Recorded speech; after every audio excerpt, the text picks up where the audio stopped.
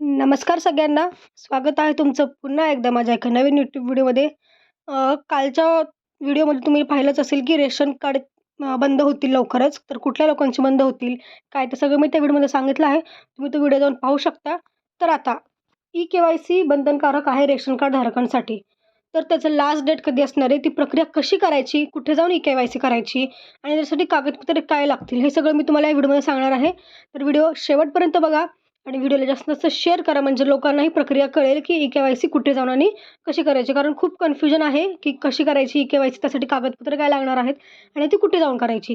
तर या व्हिडिओमध्ये तुम्हाला सगळं समजणार आहे. त्यामुळे व्हिडिओ अजिबात स्किप करू नका. व्हिडिओ शेवटपर्यंत बघा आणि माझ्या चॅनलला सबस्क्राईब करून ठेवा. आणि आता चला पाहूयात आपण काय आहे नक्की.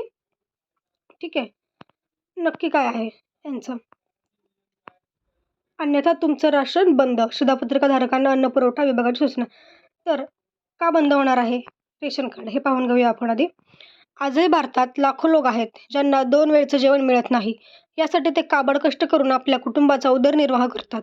मात्र कोविड महामारीच्या काळात लोकांना अन्नासाठी झगडावं लागलं होतं. त्यानंतर केंद्र सरकारसह राज्य सरकारनं देशभरातील 80 कोटीहून अधिक लोकांना मोफत रेशन देण्याची योजना आणली.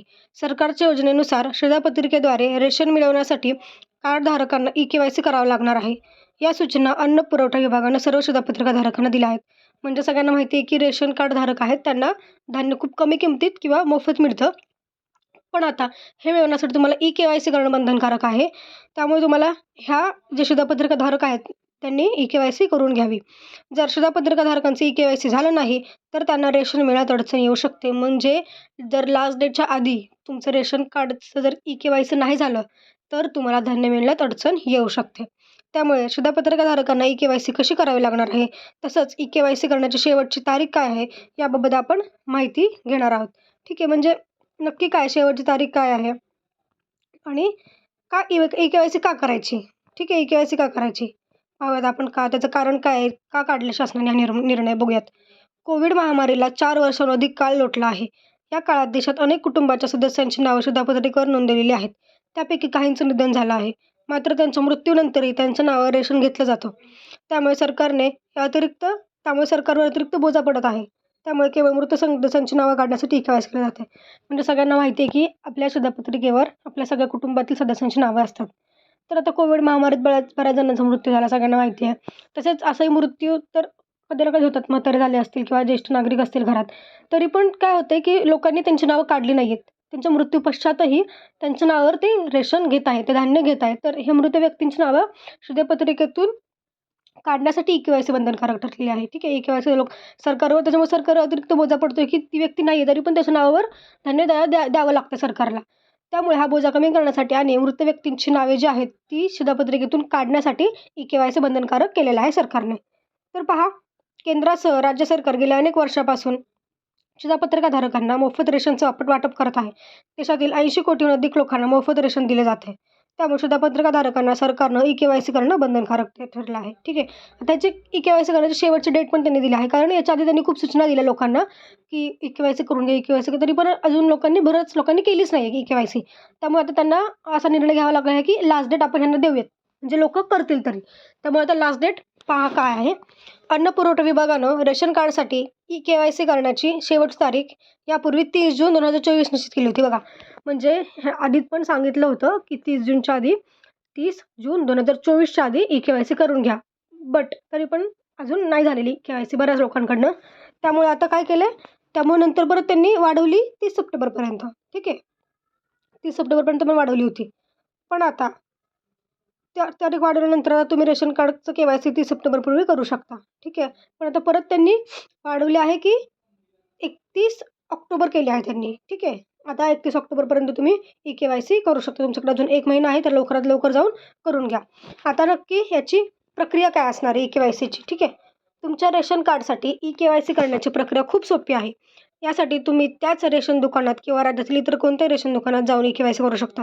म्हणजे दर महिन्याला तुम्ही जिथून रेशन घेता, ज्या दुकानात जाता रेशन घ्यायला, त्याच दुकानात तुम्हाला ई-के-वाय-सी करायची आहे. दुसरीकडे कुठेही जायचं नाही आहे आणि कुठेही तुम्हाला जाण्याची गरज नाही. दुसरे कुठं सरकारी ऑफिसमध्ये किंवा कुठेही जाण्याची गरज नाही. तुम्ही जिथं महिन्याला जाता रेशन घ्यायला त्या दुकानातच तुम्हाला KYC करायची आहे. मात्र KYC करताना ज्यांची नावं रेशन कार्डवर आहे त्या सर्वांना जावं लागेल. म्हणजे जर कुटुंबातील तुमच्या 5 लोकं आहेत, तर त्यांची नावं 5 लोकांची नावं तुमच्या रेशन कार्डवर आहे, तर त्या 5 लोकांची KYC करायची आहे. 5 लोकांची KYC करणं बंधनकारक आहे. असं नाही की एक कुटुंब प्रमुख असेल, ते त्यांच्याच नावावर करायची KYC असं नाही. सगळ्यांची KYC सेपरेट करायची आहे.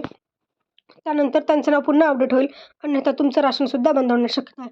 म्हणजे तुमच्या घरातील व्यक्ती आहेत 5, त्यांची सगळ्यांची रेशन कार्डवर नावं आहेत 5, पण तुम्ही फक्त 3च जणांची KYC केली.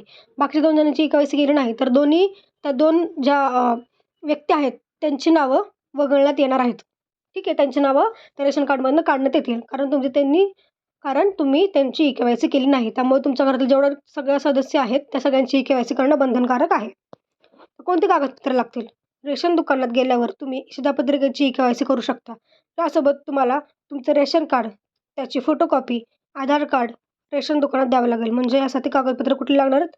पहिलं तर मेन रेशन कार्ड आहे, तुमचा एक पासपोर्ट साईज फोटो लागणार आहे आणि आधार कार्ड. या 3च गोष्टी, जास्त काही लागणार नाही आहे. 3च गोष्टींवर तुमची KYC होऊ शकते.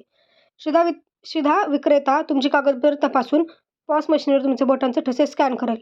त्यानंतर तुमची KYC प्रक्रिया पूर्ण होईल. तर तुमच्या बोटांचे ठसे हवेत म्हणूनच प्रत्येक व्यक्तीला जावं लागणार आहे.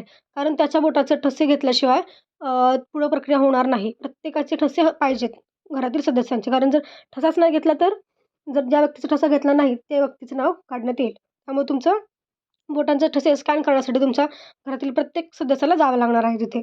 ठीक आहे. त्यामुळे बघा, आता तुम्ही लवकरात लवकर स्वतःच्या जवळच्या रेशन दुकानात जाऊन करून घ्या. ठीक आहे. नाहीतर तुमचं रेशन कार्ड बंद होण्याची शक्यता आहे आणि तुम्हाला ज्या मिळतात सुविधा रेशनवर किंवा ज्या योजना पण आता माहिती आहे, बऱ्याच योजना ह्या रेशन कार्डवर मिळतात. त्याच्यामुळे त्याही तुम्हाला मिळणार नाहीत, बंद होतील. म्हणून लवकरात लवकर जाऊन 30 सप्टेंबरच्या आतच करून घ्या. लवकरात लवकर जाऊन करून घ्या, जेणेकरून तुमचं रेशन कार्ड बंद होणार नाही आणि तुम्हाला त्याचा लाभ घेता येणार आहे. धन्यवाद व्हिडिओ शेवटपर्यंत बघितल्याबद्दल. आणि व्हिडिओला जास्तीत जास्त शेअर करा, म्हणजे लोकांनाही कळेल की आपल्याला रेशन कार्डची KYC करायची आहे लवकरात लवकर, नाहीतर त्यांचं धान्य बंद होऊ शकतं. आणि व्हिडिओला जास्तीत जास्त लाईक करा. धन्यवाद.